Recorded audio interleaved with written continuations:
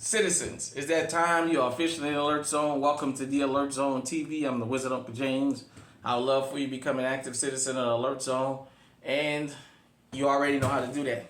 So, got the EDC with me. Safe Direction, you know, the YouTube, all that YouTube compliance stuff. Walter PK 380, Chamberlain 380. And welcome to another edition of the docu-series we do here called Never Again. This is something we do in the Alert Zone, and like as I say, we don't always go in depth to these stories. We just point you in things of direction of atrocities and things that happen, so you can know that they did happen, and so that you can prevent that from happening to you and your family. And if those things do present themselves, you are armed with the necessary tactics and knowledge to protect yourself. So in this episode, we are going to be talking about Mr. Micah Johnson. Alright, this is per Wikipedia. On July 7, 2016, Micah Xavier Johnson ambushed and shot police officers in Dallas, Texas, killing 5, injuring 9 others, and wounding 2 civilians. Johnson, a 25-year-old Army Reserve Afghan war veteran, was angry over the police shooting of black men. He shot the officers at the end of the protests against recent killing by police of Alton Sterling in Baton Rouge and Philando Castillo in Falcon Heights, Minnesota. Johnson fled to a building on the campus of El Centro College, where police killed him several hours later with a bomb attached to a remote-controlled bomb disposal robot. It was the first time U.S. law enforcement used a robot to kill a suspect. The shooting was the deadliest incident for U.S. law enforcement since the 9/11 attacks, surpassing 2 related March 2009 shootings in Oakland, California, and November in ambush in Lakewood, Washington, each of which killed 4 police officers and the gunman. It was the second deadliest target attack of U.S. law enforcement in history, and the largest since the Young Brothers massacre of 1932 killed 6 officers in Missouri. So, let's dive right into it. Some people call him Saint Micah Johnson, but Micah Johnson, as I say, was a military vet that had just had enough of the outright killings. As you guys know, when it comes to Philando Castillo, you guys really know that was where I publicly gave my dislike of the NRA. I told you guys I don't support the NRA. And I have my reasons. I'll just say this. In my mind, they're not pro-Second Amendment. They're one of these organizations that pick and choose when the Second Amendment is okay for who they want to defend. But I'll do that in another video. Nevertheless, Micah Johnson took his military training on top of his anger. And I remember watching this as it was unfolding, that he had basically put himself in a position almost, for those of my video game players in GTA, where you get into certain buildings where literally they got to bring the military out to get you because they can't find you or they can't get a good shot on you. I know it's a video game, but he did it in real life. He put himself in a position where law enforcement was not able to get him, and as they said, they had to send a bomb robot up there.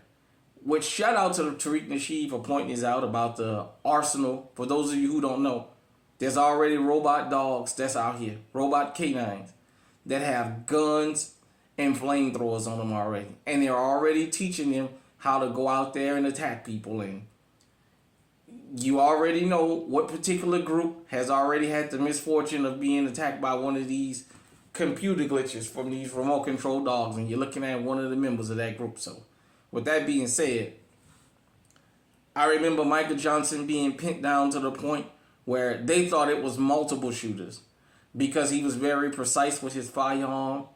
This was a well-planned out event, and he did what he thought he had to do.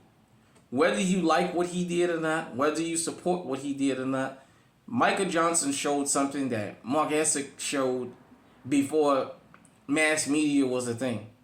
Micah Johnson showed that in the right situation, whether you agree with it or not, with the right positioning, you can take out a whole lot of folks that's trained to do certain things. But it also pointed out something else. You need to be your first line of defense. You can't depend on law enforcement because it humanized law enforcement. Law enforcement was up and shown that they were vulnerable. This was one man against a whole police department, so much to the point that they had to go get a robot to kill him. That's just how strategically placed he was.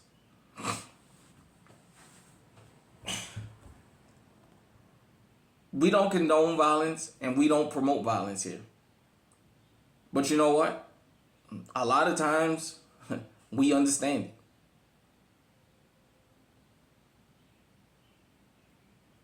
When people get justice in the courtroom, they don't turn to the street. When people don't get justice in the courtroom, they turn to the street. Remember, that's how America was started. They didn't get justice in the courtroom with the British, so they turned to the street, and this country became the United States.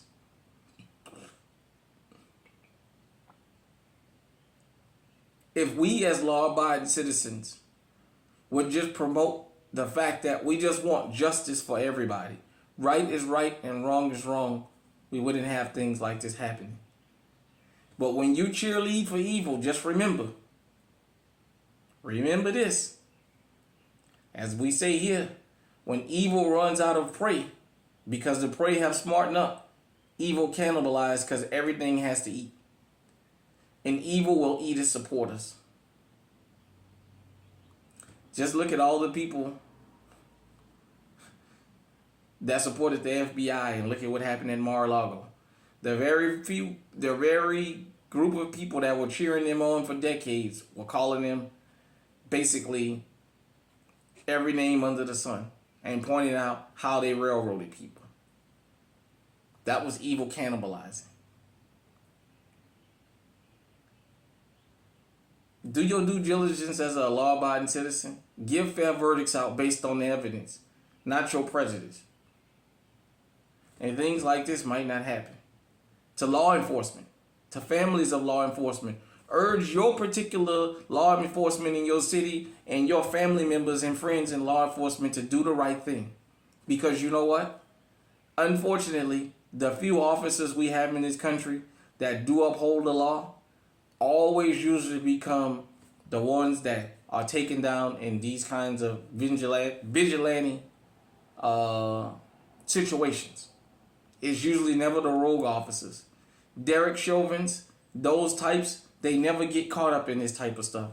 It's always the law-abiding cop that goes by the book that everybody respects that lose their lives and stuff like this. So I'm going to say to those of you who support the blue wall, that's fine. The blue wall of silence has something in common with the stop snitching policy. When it comes and knocks on your door, you got to take it. If it's okay that Derek Chauvin goes around and terrorizes Minnesota, that's fine. But when somebody comes and terrorizes the police department, you got to take it now.